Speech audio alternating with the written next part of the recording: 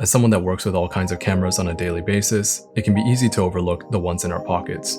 With their ubiquity and ease of use, they are the most popular consumer cameras of all time, and possibly have more of a significant impact on the way society thinks about cameras and the photographic art forms than anything before them. Even from the most surface level, I'd say that modern smartphones can be seen as spiritual successors to early instamatics or Super 8 cameras because they all tend to share one common goal. First and foremost, they are designed in a way as to let anyone take a decent photo or video, regardless of prior experience or knowledge. So the key to many consumer camera success is the same now as it was then. If your parents or grandparents could take great home movies with the 8mm back in 1950 or a smartphone today in 2022. With that, I think you can kind of start to see the connection between modern smartphones and instamatics or Super 8 cameras. But what I find really interesting is that a century of progress in the consumer film camera space in many ways pales in comparison to the progress we see in smartphone cameras over just the last 10 years or so. So why is there such a big difference?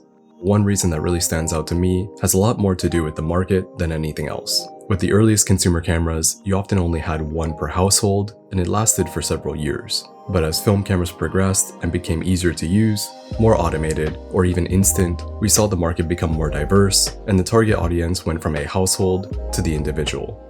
This kind of diverse market drives more sales, and consequently, we get more innovation, and it's easy to see the progress of consumer film cameras with hindsight. But even this surface-level example, I think, shows how a wider interest from consumers pushes a market to grow and helps illustrate how something as ubiquitous as a smartphone could be the key to improving technology at the rate that we're seeing. These days, everyone in the family has a need for a smartphone, and what was once a first world affair is now global. Not to mention that we use these devices more frequently and for tasks other than capturing images, so they often need replacing or repair, if that's even an option, faster than, say, a dedicated camera would. I think this level of demand shows why we see faster innovation in the smartphone camera space than in the film days, or even in many ways in the modern professional camera spaces. And so in just a few short years, we went from most smartphones having a single tiny lens to the Sony Xperia 1.4 having 3 lenses, including optical zoom. But this evolution of increasing numbers of lenses on cameras is actually not a new practice and can be traced back to the progress of home movie 8mm, prosumer 16mm, and even 35mm cameras used in Hollywood, which went from having a single normal focal length lens to featuring spinning turrets like this that allowed you to always have 2 to 3 lenses to easily swap between while filming. In the days before consumer zoom lenses, turret cameras were a great solution to get multiple angles easily and quickly, and we can see the modern equivalents with today's mobile devices and their array of lenses that are technically multiple cameras, but practically function much more like the turret system of lenses from the past. And in a similar trend to film cameras, phones have also gone from a single lens to multiple to digital zoom, and now optical zoom with phones like the 1.4. And as zooms became more economical and practical, we began to see them replace one slot on the turret or even become the only lens on a turret. And eventually, consumer-grade film equipment mostly ditched the turret and interchangeable lens style of camera and entered a more modern age of built-in, all-in-one zooms. So the Xperia 1.4 feels like the end of the turret era, and if history really is cyclical, the next big jump could be a single, high-quality zoom lens as the only camera on a phone. But I think it'll take some time, as the 1.4 is a really high-end model, and most consumers are probably still using phones with maybe 1 or 2 lenses. Another perk of flagship models these days are the partnerships with historic camera brands. And we've seen the likes of Hasselblad and Leica partnering with phone manufacturers for anything from software to glass on higher-end models these days. How much actual impact these partnerships have on image quality probably varies wildly. On the 1.4, the Zeiss T-Star logo signifies a patented coating from Zeiss, so it should help reduce flaring and ghosting, but these kinds of deals are nothing new, and branding has been a significant part of the consumer market for a long time now. While Sony and Zeiss are now often mentioned in the same sentence for both consumer and pro products, in the past we often saw Kyocera, yes, that Kyocera that made phones, having the T-Star logo front and center on their higher-end consumer cameras like the T-Scope NT-proof. So it's kind of funny to see this go full circle, and we end up with a merged product between phones and cameras that still features the T-Star logo.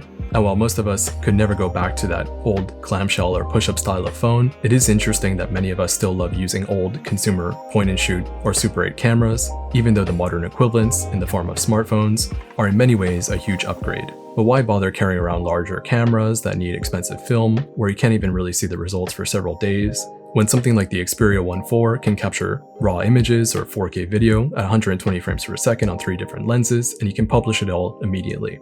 Well, everyone will have their own reasonings for using older cameras, but I think overall what people value most is the unique experience they can get with vintage cameras, one that is not easily replicated with modern technology.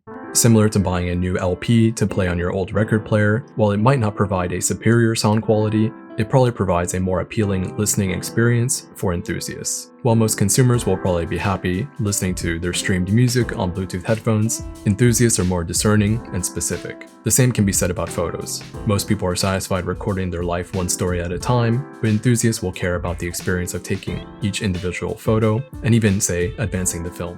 But as much of a die-hard vintage camera enthusiast as I might be, I do have to admit that there is one aspect of modern smartphones that older consumer cameras just can't compete with: the ability to drastically change and even improve the user experience via software.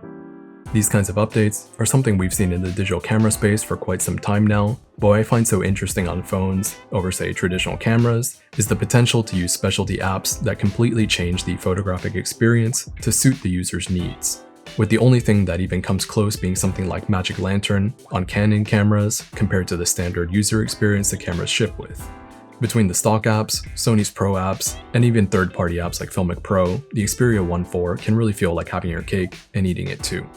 Quick snaps look great, but with a little bit of time and effort, you can really dig down into all kinds of settings that we don't even really see on consumer cameras, like shutter angle and gain.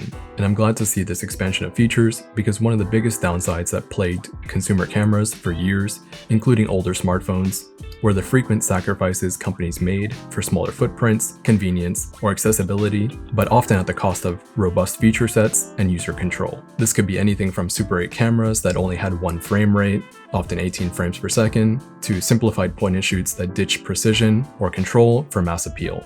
When it comes to smartphones, you often saw this in the form of limited control when it comes to camera apps, the removal of microSD expansion, and of course the notorious headphone jack. So I'm really glad to see that beyond just the interesting camera array, the Sony Xperia 1.4 has a lot of features that help support a more dynamic experience for creators. So I hope these trends stick around and we get more smartphones and functionality that, like the classic point-and-shoot cameras of the 90s and early 2000s, offer kind of the best of both worlds to consumers and pros and everyone in between.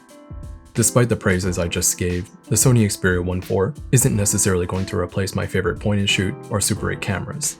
But that's not to say it's a bad consumer camera, it more reflects my specific niche interest when it comes to photography. More objectively though, what I can say is that the 1.4 helped fill in a gap in my gear that has been a specific pain point after starting my YouTube journey, and actually gave me some valuable insights into visual language as I was making this video. As a YouTube channel focused on the photographic art forms, when I go out with a classic camera, I often feel compelled to take a second camera to get some example footage and beauty shots of the first camera, but this often gets in the way of me actually taking high quality photos with the main camera and often feels like a lot more effort than it's worth. At the same time, my previous mobile device just didn't feel up to the task of capturing compelling, high-quality example footage, but probably not for the reasons you'd expect. It wasn't the image quality, or sensor size, or advanced apps, although these are small factors when it comes to my decision. The real leap forward for me with the 1.4 is the ability to quickly and easily get a variety of shots with different visual language using the 3 lenses to help illustrate or tell a story visually, all without carrying excessive gear. And it's funny because I never thought in a million years that adding more lenses to my mobile photographic experience would make it better, but for my use case, it's actually pretty exciting. My old phone, or even a minimalist camera kit, it usually meant I only had a wide-angle lens, and while it is pretty useful and versatile, wide-angle lenses tend to have a pretty distinct visual language that isn't always flattering for every kind of scenario. Because of that kind of limitation to what I could take on the go, I'd seriously consider getting a modern point-and-shoot camera to always have with me, something like the RX100 series of cameras. And while that would probably be more robust, I'm actually pretty happy to compromise with this phone to let me get some valuable footage, but at the same time, let me be more present in my day-to-day life or vacations without lugging around several cameras and accessories. I think that speaks a lot about the state of consumer cameras in the form of mobile devices here in 2022. It's not quite 100% there yet, especially with the overheating issues that we see on something like the 1.4, but even with that, I'd say that the days for conventional point-and-shoots and lower-end consumer cameras may be numbered if they're not already in the rear view. That's not to say that they'll go extinct, but rather, they will probably evolve to target a different, more niche audience with special interest or needs, but who don't have an interest in actually learning the photographic arts. I'm talking about 360 cameras, VR-related cameras, specialty action cameras, drones, thermal and night vision cameras, and even cameras that go beyond just capturing a basic 2D image. And I think we're already starting to see these paths diverge, with smartphones kind of picking up the mantle of a traditional consumer camera that we think of, and this new section branching off of very specific niche consumer cameras coming out. Thank you so much for watching this roundabout essay on consumer cameras then and now through the lens of the Sony Xperia 1.4, and for indulging my niche interest with this kind of video. But I hope you found it interesting or informative, and I really hope you stick around for my new videos that I have in the works. I'm David, and this is The Whole Picture.